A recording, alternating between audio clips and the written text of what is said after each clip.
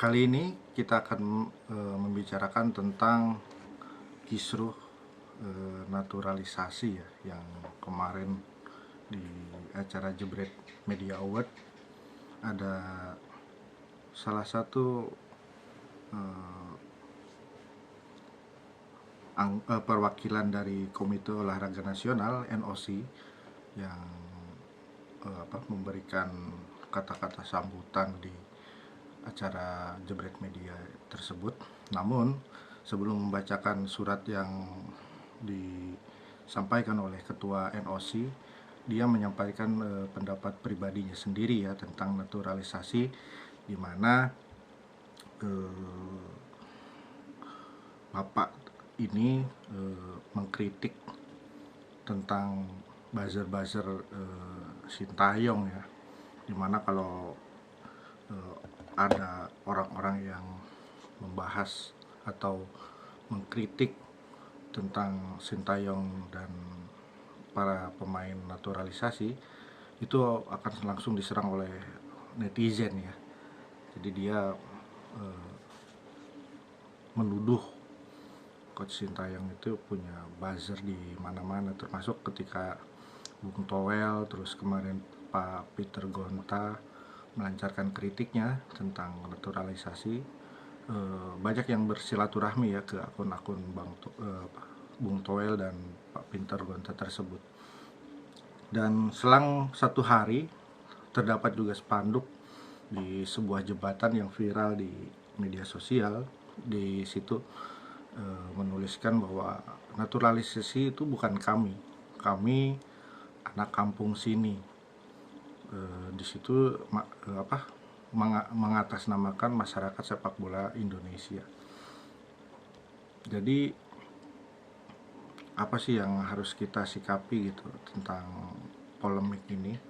Yang pertama adalah kita itu sudah jenuh ya dengan PSSI. Bahkan Mata Najwa sendiri membuat acara Ada Apa Dengan PSSI berjilid-jilid gitu kan.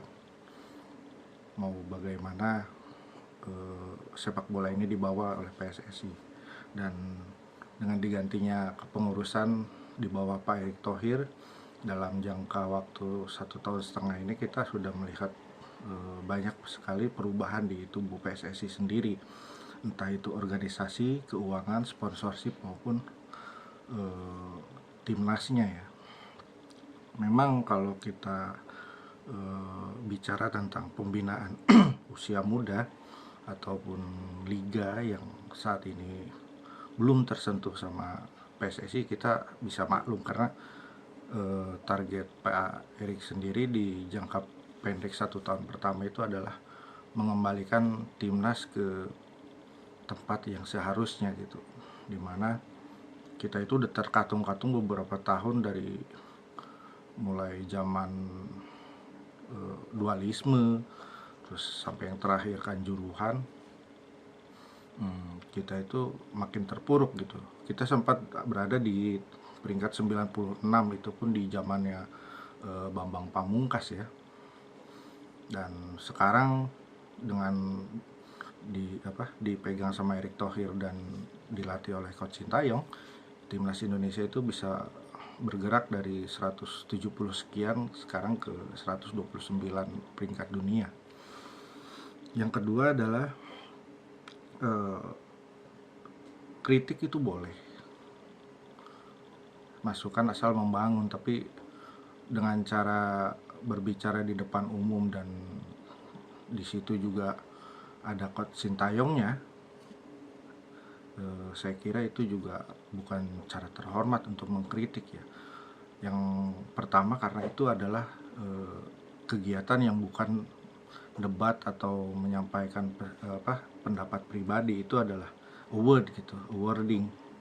Jadi bukan tempatnya.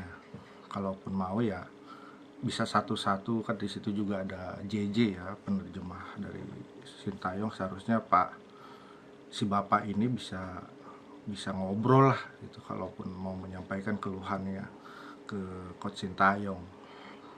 Tapi dengan dia menyampaikannya di acara tersebut, mau nggak mau panitia pun di situ kelabakan ya, kaget gitu, kok ada itu gitu kan.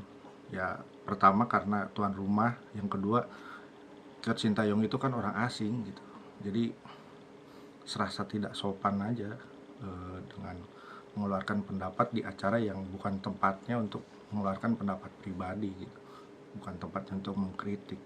Jadi Valentino Jebret juga tadi sore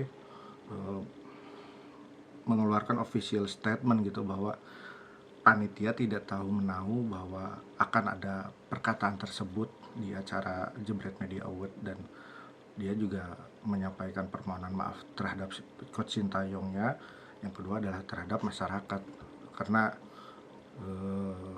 Jebret Media juga nggak mau dituduh untuk memberikan panggung untuk orang-orang yang mengkritik Coach Sintayong dan PSSI gitu. Yang ketiga, kita sebagai masyarakat sepak bola tentu terluka gitu ya, dimana sebenarnya prestasi timnas Indonesia ini harus kita kita dukung gitu ya, kita dorong, jangan sampai yang udah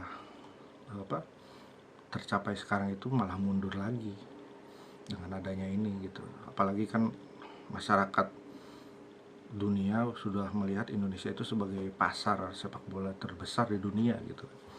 Dan dengan prestasi yang dibawa oleh skuad Sintayong sekarang, FIFA pun sampai istilahnya kalau bisa dibilang menganak emaskan gitu Indonesia.